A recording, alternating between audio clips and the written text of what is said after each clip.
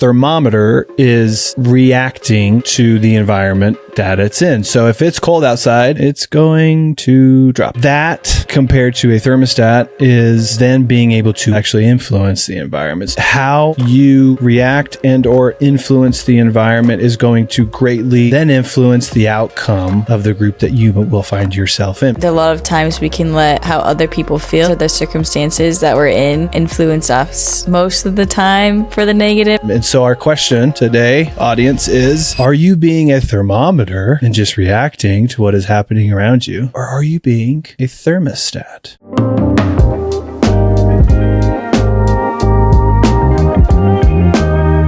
All right, Matt, how are we doing?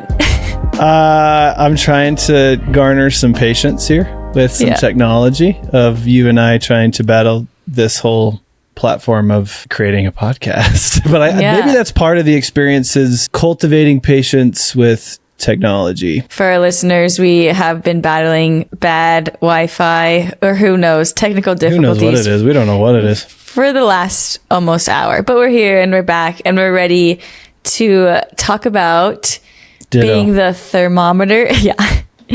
Being the thermometer or the thermostat. And we're probably actually experiencing a really good experience right now for this discussion. Absolutely. How to influence your environment or let your environment influence you. Matt, what do you think? Yeah, I'm totally being influenced or reactive to my environment right now. So I'm being a thermometer, unfortunately. Yeah. How can we switch you into being a thermostat? First off, let me just kind of explain. The title of this podcast or this episode is most likely going to be thermometer versus thermostat, right? And people are wondering, like, what the heck? Can you just mention what we're talking about? So I want to invite people to get into their creative modes and think about a thermometer and think about a thermostat. And from like a technological, tactical standpoint, like, what do they do, right, as devices, as mechanisms? And it's exactly what you just said earlier. So thermometer is reacting to the environment that it's in. So if it's cold outside, the thermometer is going to do what? It's going to drop. Sure. If it's hot outside, it's going to do what? It's going to rise, right? Yeah. So that compared to a thermostat is then being able to actually influence the environment. So a thermostat, when it gets cold in the environment, it's going to make it warm, or it's going to make it neutral, right? Especially when you think about a house that has a thermostat, you set the degrees to, I don't know, what do you set your house to? 60, are you like a 67 or are you like a 72? I like it 70. At night, Jeff likes it at like 68. So we've kind of had to like compromise somewhere in between there, depending on the actual temperature outside. Our house is pretty old, so if it's cold outside, it's really cold in here. Yeah. But yeah. Point is, right, you set your thermostat to where you want it to be. And so it's then influencing your home to make it or bring it back to whatever set point you have it at. So, as you alluded to, are you a thermostat or are you a thermometer? Ashley and I, again, we've been battling technological difficulties for the past hour. And as a result, my flusteredness has gone up because the environment of technology has made it so that I am reacting to it. I'm not trying to be more patient and more understanding of stupid technology sometimes. Right. Yeah. Mm-hmm.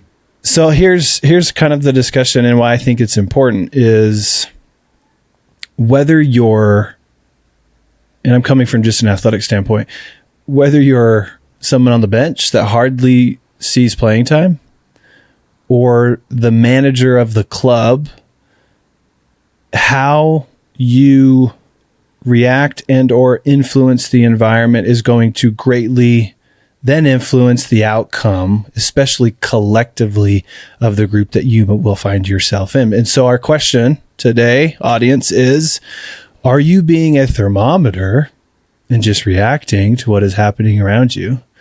Or are you being a thermostat? Why might this be, Ash, like, oh, why might this be important, pertinent, interesting, etc.?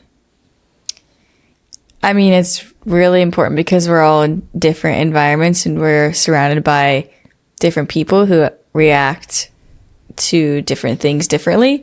I think especially in a team environment, for me, some people are going to have really good days. Some people are going to have really bad days or somewhere in between. Yeah. And a lot of times we can let how other people feel or how our environment is or the circumstances that we're in influence us most of the time for the negative, I feel like. But yeah, that's why I think it's important. Yeah, I totally agree. And I just thought of, how pertinent this is to any domain that one might find themselves in. I'm thinking about being a parent and how emotionally charging this experience can be in dealing with a 3-year-old and a 6-year-old. That's how old my beautiful kids are.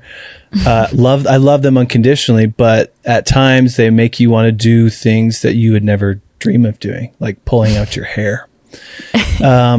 So am I, as a dad, in these situations of when my daughter just isn't listening for the 80th time, am I being a thermometer for her? Am I being a thermostat? Because kids, especially at that age, they are going to, and especially if it's my daughter who's really sensitive to just emotions. She feels, what's that? Empath? Is that what those people are called? They just feel the emotional energy of other individuals. They are going to sense that. But it's not just being a parent, it's being in business, it's being in relationships, it's being in sport, obviously, it's being in music. And so whatever environment you might find yourself in, I think it's important to ask yourself, what kind of energy am I bringing to my collective, to my group? Because no matter what, whether they recognize it consciously or you recognize it consciously, it's going to set a tone, especially if you're in an influential position, like a coach position, leadership position, captain position. But even if you're not, that still is going to play a role. I remember first having this discussion with a head coach in major college sports about this, and she was going through some really hard times. I think it was with recruiting and the cohesive unit of her team. It was the off season, just wasn't going well. And we were having this conversation, and I asked her, I'm like, are you being a thermostat right now, or are you being a thermometer? And of course, because she didn't know the context, she's like, what the hell do you mean? However, then in explaining that you are setting the tone, and so are you influencing your team, or are you just reacting to your team? And then it was this kind of self-awakening, a moment for her as the head coach to go, I need to be better. I need to be better on my body language, what I'm saying, how I'm saying it, when I'm saying it, how I'm delivering it, in any situation that me and our team find ourselves in. And so that was a fun moment for me, as a practitioner, delivering this and having this conversation. And how can she do better at becoming a thermostat? And by the way, I didn't make up this analogy of thermostat versus thermometer. I think it came from, I don't want to give credit to her. So I heard it from like an Elite 11 quarterback camp years ago. I don't know if that's where it came from, but anyways, I didn't invent this. I wish I did, unfortunately. You're just the facilitator of the great idea. idea. Exactly. Yeah. Anyway, so leading into this, like, well, how do you do that, right? Like, to become a thermostat and to positively influence the environment that you find yourself in, especially in sport, how do you do that? For me, this screams emotional regulation. And this is something that I know you and I have really, really talked about. And so I want to bring up this discussion point with you, Ash, about the importance of emotional regulation, what you've seen, negative, positive, in your own kind of inner experience, and from being around coaches and other players in your experience as well, in and around this emotional regulatory lived experience? What do you think?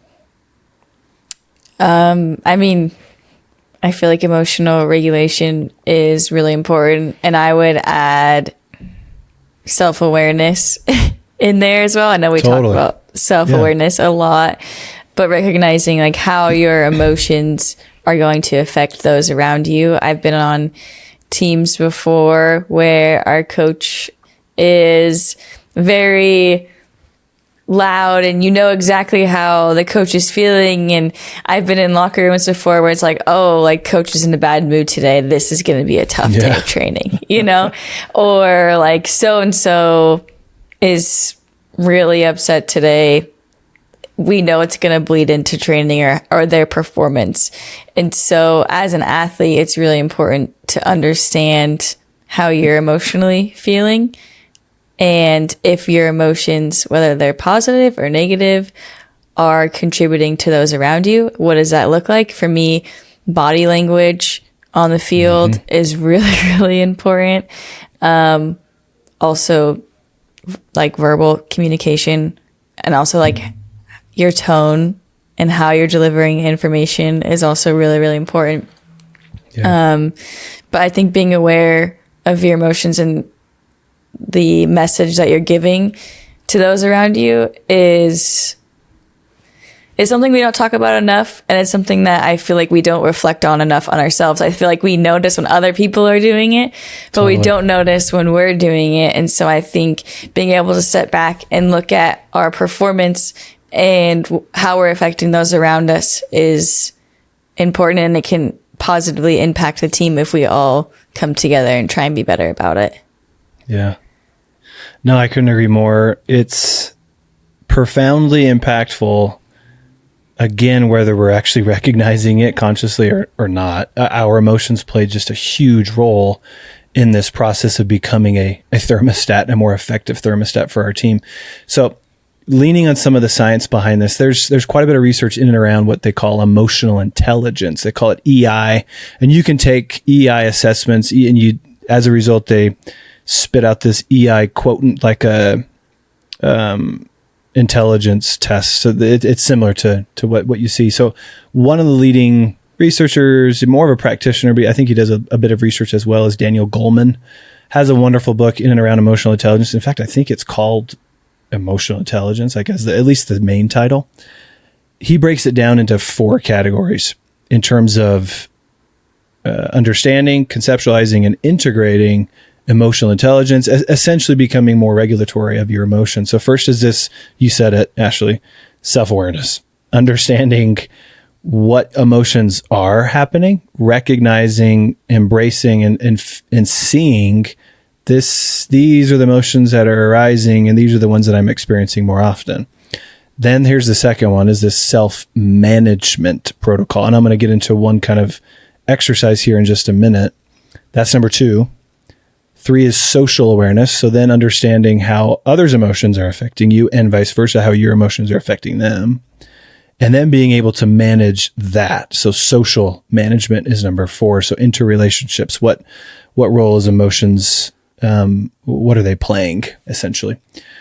Now, with self-management, there's a number of things that one can do to, quote unquote, regulate their emotions. My all-time favorite is, first and foremost, pausing. So taking a literal pause on what you're doing. So if you're being emotionally charged by this individual or saying something or being in a certain environment, step back, take a pause, get away from, do whatever you need to do to just stop.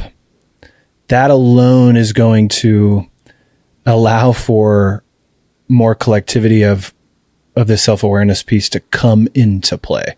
These are the emotions that I'm experiencing right now. This is how I'm feeling. I need to just take a pause. Then, I know we talked about this before, Ashley, I think on the podcast actually before too, is breathing. So incorporating any kind of deliberate breath into this experience is going to be highly, highly effective for a number of reasons. But one in particular that I find really interesting is when we are deliberately breathing, our focus is on the breathing. And so you're taking your mind away from what is charging the emotion. And so in theory, it's going to simmer. It's going to start to feel like you're more in control of the situation, and especially, again, of your emotions. And then here's the last thing, at least in terms of becoming more emotionally intelligent and managing this. There's this thing called, it's one of my all-time favorite theories in science, called the reversal theory. I think it's by the last name Kerr, and it was like in 1985. It was a long time ago. Reversal theory, basically, this is what it postulates. You being able to reinterpret your, what they call arousal or energy levels. And so instead of viewing this emotion or this thought as negative or detrimental, you're reversing the interpretation. So think of it as facilitative. Think of it as helpful. This is going to then bring the blood pressure down, bring your heart rate down, bring the emotionally charged negative event into to hopefully a more controlled, influenced protocol. So that reinterpreting, that breathing, that taking pause those are a number of things that one can do to set the thermostat, right? To then influence the environment. And so then what is an emotionally charged situation can hopefully then be perceived by those around you as something that is maybe calming, maybe is something that I can actually deal with, even though there's screaming fans all around me, my coach, my captain, etc. I mean, look how calm and posed she is, or at least looks like it. Maybe I should utilize that. Maybe I should be similar, right? You're setting that energy and setting that tone and that influence. Anyways, those are a number of things, at least over the years, I know that we've talked about, Ashley, in terms of regulating your emotions, and in this case, becoming more of a thermostat rather than a thermometer. What do you think? Yeah. I think it's important also to address that, like, emotions aren't bad. We're not saying that, like, being mad or sad or upset or happy is a bad thing. I think it's when you let your emotions continue to dictate bad behaviors or continue to negatively influence those around you. I think it's very common in a team setting. So it's like you were saying, how can we reinterpret? How can we facilitate these emotions in a positive way? For example, like when I'm on the pitch and I make a mistake, it's okay to like express that frustration. Sometimes that frustration comes out just, I can't control it right away. Like, I know sometimes I'll be like, like that usually comes out, or gosh dang it will come out, but gosh, it's like, dang okay. is what you usually say, isn't it? Gosh darn dang it. Yes. That's usually what comes out like right away. But that also helps me recognize, okay, I'm going to get the next one. Usually I'll say it out loud to myself. I'm a lot harder on myself than I am on my teammates. Totally. But when my teammates can see that I've messed up and I'm frustrated with myself, it helps me tremendously when they're like, it's okay, next one, you got it. So, and that's something that I do a lot to my teammates as well, that I feel like is helpful for them, but also for me in recognizing that like they messed up, instead of being like, oh my gosh, they messed up, I can't believe it, I am so upset they messed up and they missed that, now we have to run more, or I'm scared I'm going to mess up because they messed up. For me, it's no, they got it, next one. And that I feel like is a way that I can be a thermostat for myself, but also for those around me. And I've been a part of many different teams where it can go really, really bad, really fast, or we're on top of it and it can go the other direction depending on the game. But yeah, I think being able to recognize and reinterpret are two like very, very important things that take practice, take deliberate practice, and just recognizing how it's affecting your play, because it ultimately does affect your play and it can affect your team and those around you. Yeah, no, I couldn't agree more. In fact, ditto. The great Roger Federer, to illustrate that point exactly. Ooh, hold on. Thank you. This is what he said. The one who stays calm and composed, especially under pressure, has the upper hand. For those that know Roger Federer and his game, he seemed to always be lethargic is the wrong word, just relaxed in his play. But he's one of the best, if not the very best, to play the game of tennis, at least in men's tennis. And in his own words, once again, it's being able to regulate the inner experience, especially emotionally, that can then give you, and collectively, if you're playing a team sport like soccer, the upper hand, right? Because there's so many things that contribute to you reacting and being a thermostat, whether it's horrible referees, or your coach sucks, or your teammates suck, or the other team is better, or there's 60,000 fans. That can all be really easy in terms of just reacting and saying, oh my gosh, yeah, there's just too much. There's too much pressure. Yeah.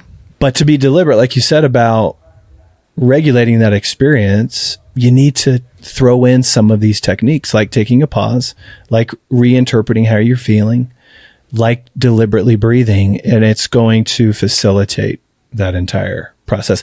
I have a question for you, because this is something I think is really interesting in terms of especially emotional intelligence. So this EI component. What teams, well, maybe you don't mention specifically, have you been around, especially leaders in your life, Ash, where this has been negative for whatever experience or for whatever reason? You've noticed that this coach or assistant coach or parent or whomever is being more of a thermostat, and how that affected maybe negatively the rest of the environment. Have you had those experiences? Yeah, unfortunately, one too many. But two come to mind. I've definitely had coaches before that will definitely let you know when you've made a mistake, and they're on top of people every time they make a mistake, just like screaming, yelling, or coming in at halftime and players being scared because they know the performance wasn't good enough, and we're all going to get ripped to shreds because of our performance. And it definitely dictates how the team then therefore goes out and performs. I feel like when the coach comes in and is heated and upset and mad and isn't facilitating good information to help us go out there and perform, we all go out there kind of scared to make a mistake instead of executing a game plan that will help us win or keep the win or come back from being down. So yeah, I've definitely experienced that. I've also experienced it though, being a player on the field and seeing the other team be not very nice to each other.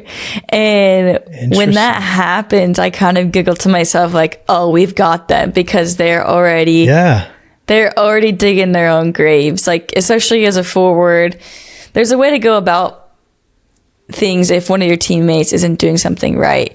So a positive or an effective example is, I feel like Andy Sullivan is really, really good at this. And oftentimes she's behind me, directing me. She's very unemotional about it, but direct and like, hey, you need to slide left, you need to slide right. What did you see on this one? It's very collaborative, but it's effective, and we're able to like solve problems really well together. But I've been playing against other opponents where their center backs are yelling at their midfielders like, what the freak are you doing? And they're not saying freak, they're saying other words, but yeah, I can imagine. Yeah. Yeah. Like, what are you doing? You suck. I can't believe it. Like, that's your fault. Whatever. Like, blaming instead of being helpful, encouraging, facilitative. And when that happens, I'm like, all right, we got to keep doing this. We got to go at them because they're just destroying themselves. And then it goes, I've seen one girl yell at this girl, and the girl that she yelled at, I could see that girl talk to another girl and is like, oh my gosh, I can't believe she yelled at me that way. And so instead of them focusing on the game plan and how to win the game, they're talking about how their other teammate talked about them. And then it just like it spreads like wildfire because people's emotions are all over the place. They're upset because someone hurt their feelings, and it happens. Like, I've been there before. But I think it's really important to make sure you squash it right away. And also recognize the impact that your words and your actions and reactions have on those around you, and just be like, is this going to be helpful to my teammate? And if it's not, sometimes it's best not to say something if you're going to let emotions dictate it. But when you're talking about Roger Federer, or when I just think about tennis players in general, when they win a point, or when they win a tournament, or when you see a team like win a championship, or for me, like scoring a PK, seeing the emotion released once you've done what you're trying to do is really fun and really enjoyable. But it's even more enjoyable when you are calm and composed through it. Like, it's hard to be calm and composed in those moments, like you said, when there's a million fans, whether they're your home fans or away fans, yelling at you. You have a coach maybe not yelling at you, but maybe instructing you in high pressure situation, and you're tired. Being tired also kind of affects your emotions and your ability to regulate it. And there's so much going on. But when you hear that final whistle and you've won, or you scored the PK, or you've hit match point and you won, like, it's so fun to see those people like down, like on their knees, like fists clenched, like screaming. It's because it takes a lot to like regulate those emotions. It's not easy, but when you do it and you do it right, it's super effective. And so we're not saying emotions are bad, but it's when you let those emotions influence your performance on the negative side. So it's really fun to see those pros like Roger Federer, Rafa Nadal, Serena Williams, me, like anyone, succeed at something that was really, really hard. Usually they're letting out a lot of emotion, and I feel like it's because they're really good at regulating their emotions for the right moment. Yeah, I mean, there's so many beautiful things in there. It's not about being emotionless. It's just regulating it in a effective or efficacious way, especially when you're around other people. And more often than not, in high performance situations, you're around other people. And so how you react is going to play a role. I mean, there were so many wonderful things in there, Ashley, from all four of those steps from Daniel Goldman's work of self-awareness, self-management, social awareness, and social management. I love that it not only was positively, directly influencing you and your team, but indirectly because the other team was lacking their thermostat. And so one would argue that you're emotionally very intelligent, Ashley. Well, thank you. I appreciate it. Lots of practice, still a long way to go, but right. And that's so important for people to understand, is that it's practicing this deliberately is going to help you get better at it. You're not just going to be automatically regulated when it comes to your emotions. You have to be very consistent and deliberate with it, just like any other skill set.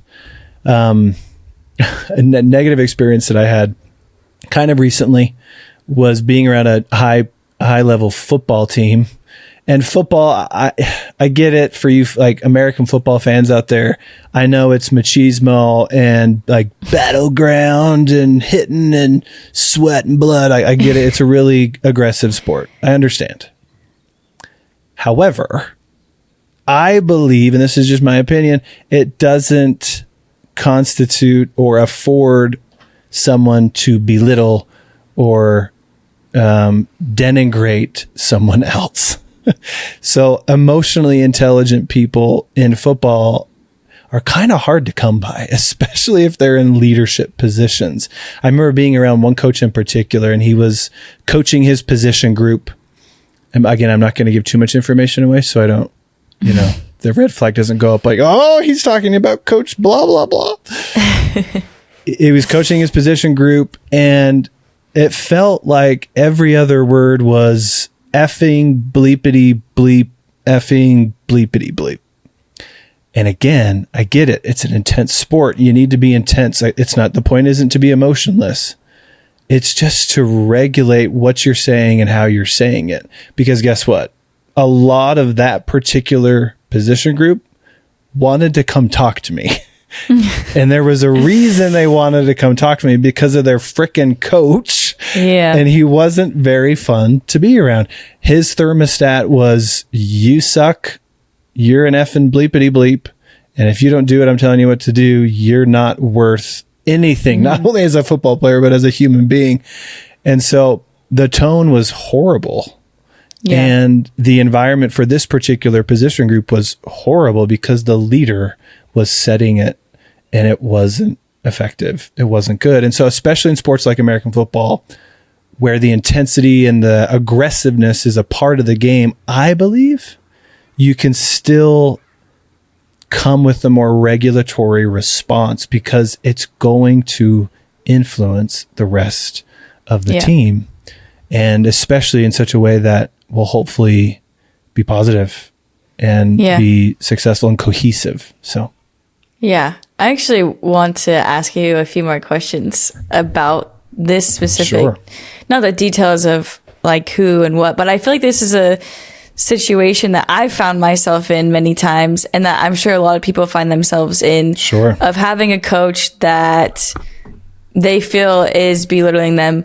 And they do it, the coaches, I feel like this is really old school, but the coaches do it all in the name of motivation, right? Like, I'm just trying to get the best out of them, blah, blah, blah, blah. I feel like that's a bunch of BS. And I feel like we're moving in the right direction, but we still got a long ways to go.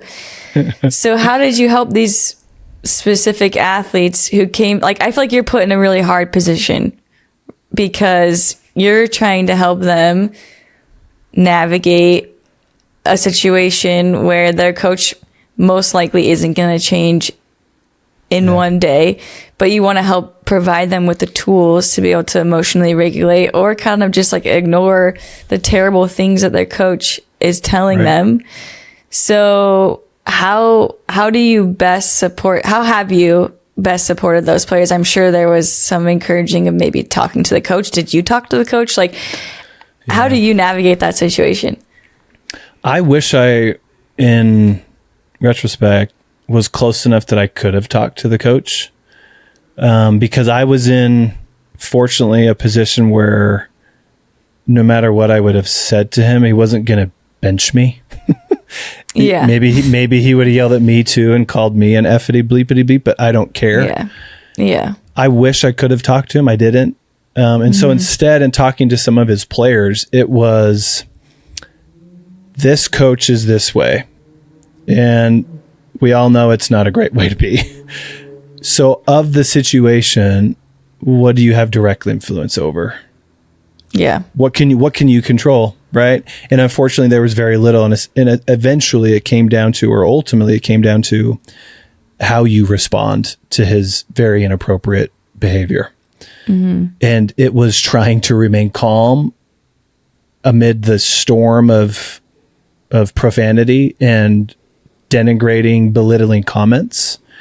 And then doing your best to be the best version of yourself, but also the best player that he wants you to be, because tactically you could still tackle better, you could still hit harder, you could still run faster, right? And so maybe on some level what he's saying you can do better at. But him calling you and setting this tone of negativity, we need to be able to control what we can control. And more often than not, that's our attitude and our preparation and our effort. So especially in this case, your attitude. How are you going to have a better attitude going into practice today with Coach XYZ? Yeah. And I'm going, the conversation was, I'm going to take more deep breaths. I'm going to, look to the side for a minute so I can just take a pause and take some breaths and hopefully kind of reinterpret some of this anxiety around what he's creating for this particular position group. It takes time though. Yeah. Like having the conversations was really helpful, but then it was, okay, how are you going to implement this today and tomorrow and the next week and the next week and the next week? Because unfortunately he's probably going to be around for a while. So how can you be better at dealing with this particular coach? Yeah. Those are some of the conversations in and around that particular situation. Yeah. No, that's good. That's really helpful. I think, unfortunately, that situation happens a lot more than we think or than we talk about. And it's so challenging. But like you said, I think it's important to recognize the things that you can influence. But I know we talked about this last episode with like the holistic athlete, but I've been on teams where my coach, I did not jive with the coach's coaching style, and I did not get motivated by getting yelled at and screamed at and cussed at. And it kept happening over and over. But talking with you and trying to control the things that I could control, focus on the little things that I wanted to improve on health, but also being able to get away from it a little bit and have other hobbies, or just have, I don't know, we were talking about Netflix before this, a TV show that interests me and excites me, because it can consume you if you let it. Take a step back. Yeah. Killing Eve is the show that I recommended Ashley and her husband. I'm going to check it out tonight. Watch. It's a fantastic show. I just started watching Killing Eve on Netflix. Really kind of dark, but really good nonetheless. Here's a thing I want to ask, or maybe just comment on. I would love to somehow collectively ask all high performing athletes, professional athletes mostly, well, and college as well, college and above. And I want to ask them, do you get motivated by a coach calling you an effing bleepity bleep in front of your face in front of the whole team? I would guess, I've never played professional sports. I've never played college sports. I've been around it. But my guess would be, no, I do not get motivated or positively influenced by a coach telling me that I'm an effing bleepity bleep in front of the entire team. And so my question is it just old school? Like, and coaches can't adapt and they can't adopt new coaching methods? Or what's the deal? Because am I wrong? Would most athletes agree with me in saying, no, I do not get motivated by that? I think at least female athletes for sure 100% agree with you. I haven't met anyone that does get motivated by that. I do think it's old school, but I also think it's harder to do the opposite, to give coaches a little bit of leeway here, I guess. I don't think it's right, but you are on the hot seat all the time. And if your athletes aren't performing to where you want them, I feel like that's when their emotions take over, and it's quicker to yell at someone and want them to do better than to be like, how's your day going? Why? You seem a little off today. What is it? Did you not sleep well? Is everything at home going okay? You have to build that foundation, and you have to be able to understand those layers of your athletes. But like in college, when you have, especially now with like the transfer portal and all the players coming in and out, like it takes a lot more work to be able to get to know your players. And also, sadly, I feel like some of the coaches are maybe thinking they're going to be gone in a year or two, so I need to get the most out of them right now before they leave. Yeah. I don't think it's right. I 100% disagree with it. I think that coaches need to be able to understand that like they are the leaders of their environment, and the things that they value, their athletes will also value. So if you value treating your players like human beings, of course you can still have a high standard and want them to perform at their absolute best.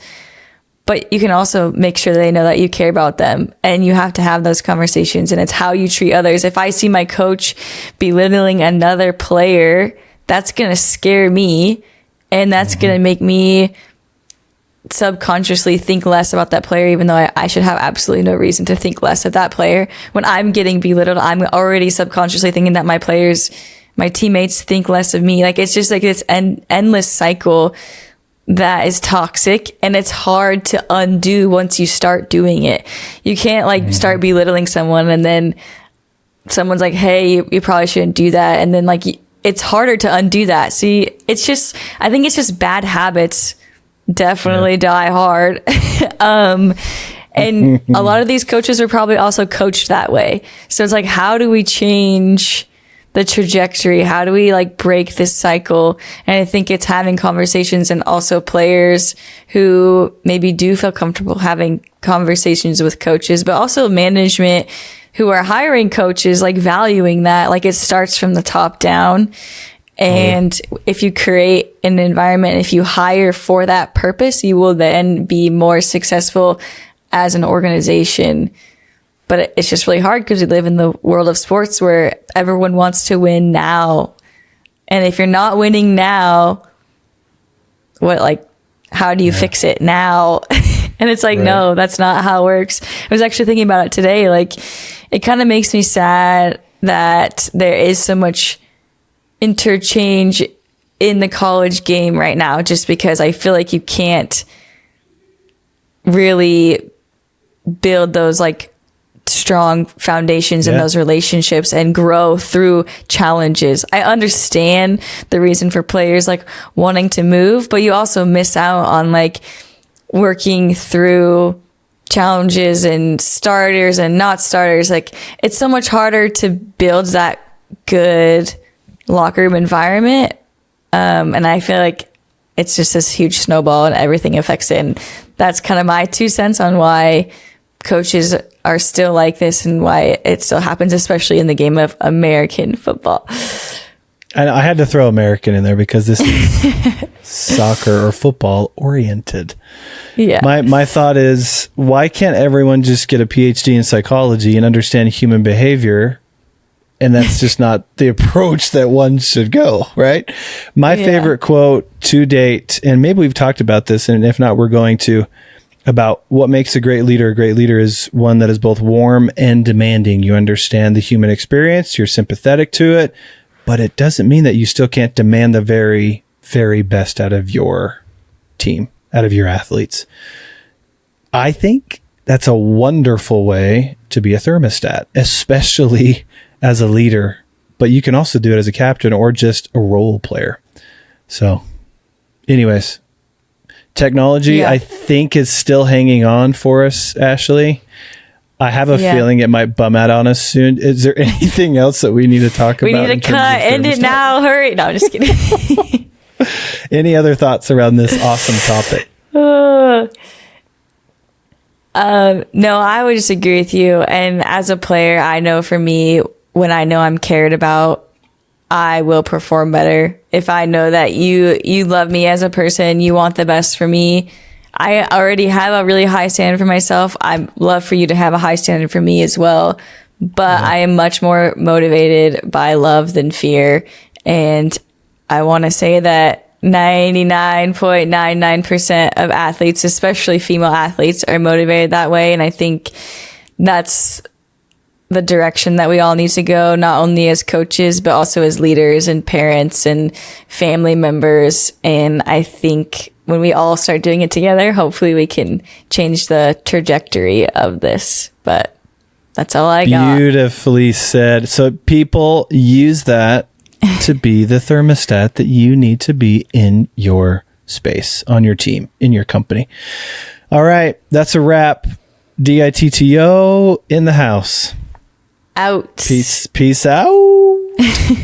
Thanks everyone for listening. Thank you.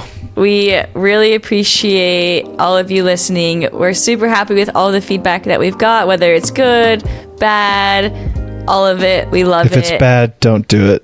Don't leave a review if it's bad. No, we can handle it. We want to get better. Yes, we do. So keep giving us the feedback, or if there's certain guests that you would love to hear on, let us know. We'll do our best to get them on. Keep giving us ratings and reviews. That really helps us. So we appreciate you all. This wouldn't be possible without you. So thanks again. Ditto. Ditto.